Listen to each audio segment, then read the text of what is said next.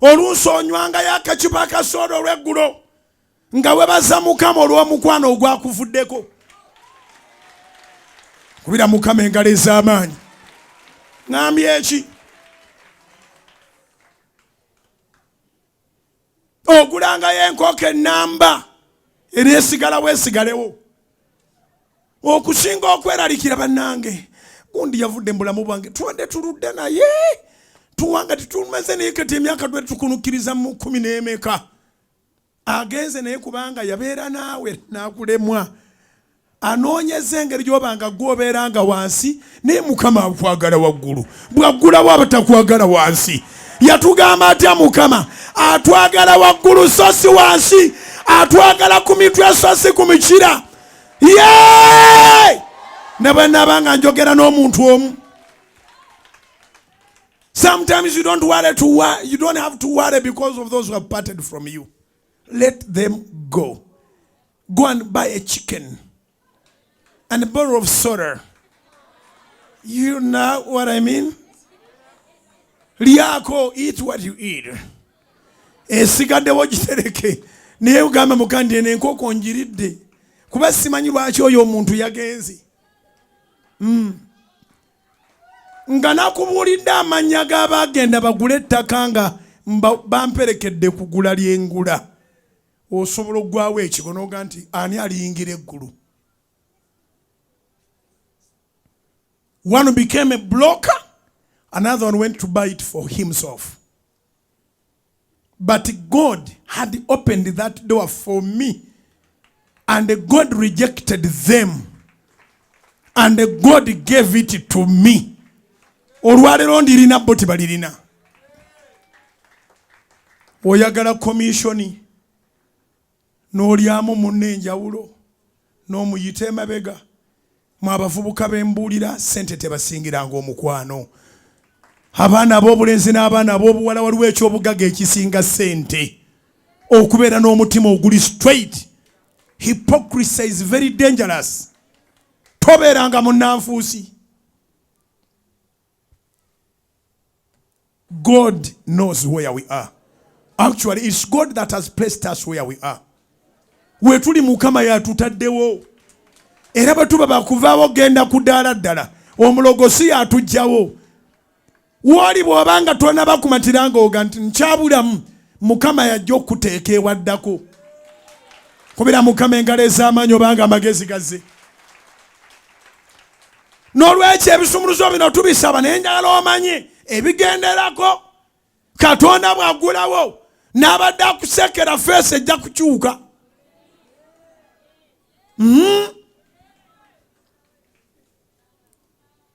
Omuntu omugamba nti nalabye omusajja. Ayayayaya gwe omusajja oba Katonda yamukwekawa n'omulaba nga yenna aweddemu amagezi. Aleba omusajja layira wallahi. Beera nawe serious. Abadde amanyi wadibira ddala yakuloga byaggwa. Bwaggulawo tuwaba awaggalawo. Bwaggulawo tuwaba. Ateeka enkubuulire Mukama byagenda okukola. Si gwagenda obyogerera. Ngenda kussaako amafuta Katonda akugulirewo enzigi. Mu linnya lya Mukama waffe Yesu. Ababi bajja kwebuulira bokka. Novemba ono Mukama abeeko ogwaggulira. Desemba ogenda omuyingira ng'oli financially stable. Mu linnya lya Mukama waffe Yesu. Era totwalanga nzigi nzigule for granted. Kwegayiridde. Bayibuli egamba nti omulabe w'omuntu anaabeeranga wa mu nju. Mukama bw'aba alina kyaggulidde tosooka kwogera. Ne bwe kiba kyeyogeredde oli najja n'akubuuza wama bituufu? Mbuno mbu bituufu. Muga nti munnange edda gye wabijje. Kubanga anoonya alaba oba bituufu alyoka asitule enfuufu. Mikwano gyammwe mubeeko mugikomya. Bw'ajjanga abuubuuka nga alina opportunity eyo gy'ategedde nga tannagenda kugiziba amala n'abbaga nti oli mukwano gwange tosobola kubanga agenda kutuuka ku ekyo nga sinnamanya. Kamale mubuuza.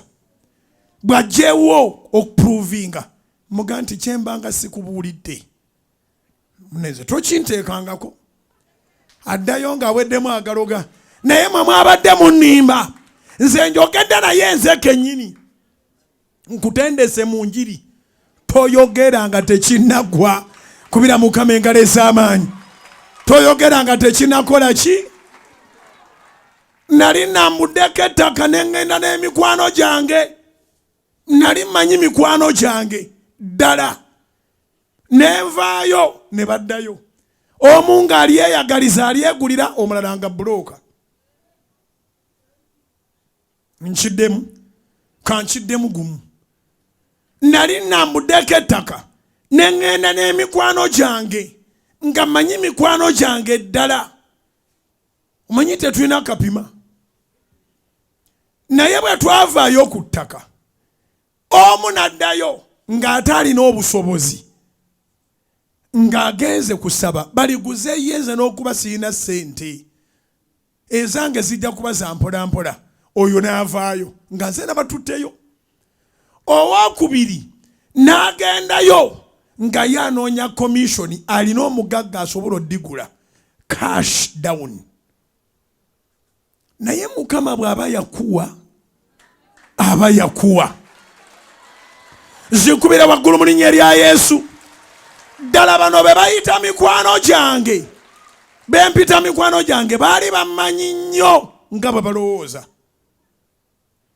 era kye baagamba yali anguza ettaka kyali kituufu nali wakusasula bitundutundu kyali kituufu omu nga mugagga omulala nga mugaggagagga bulooka nga simanyi nti oli akola obwa bulooka era nga simanyi nti ono gwendaze naye yeeyagaliza alyegulire lwaki nze nditwala naye ng'olina Katonda eyali anguza nampita naŋŋamba nti nze njagala okulikuguza naye toddanga wano n'egundi toddanga n'egundi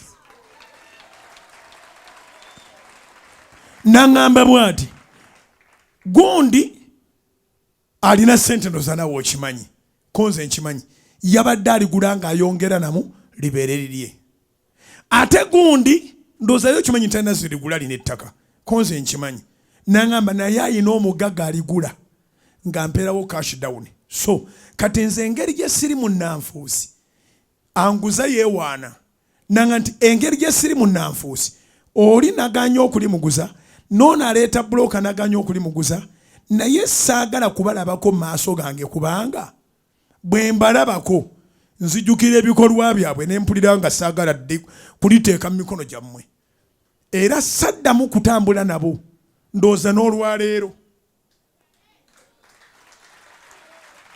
wangi saddamu kutambula nabo paka n'olwaleero tewali wantu we twali tutambuddeko nabo ttaka lyali ddungi byali bigenda okukola byali bituyamba naye natambula n'abakyamu a big door was opened very effective a great door but the adversaries were so close njagala otwala amafuta g'okugula enzigi okitegeere nti osaana obeeremuuko emmizi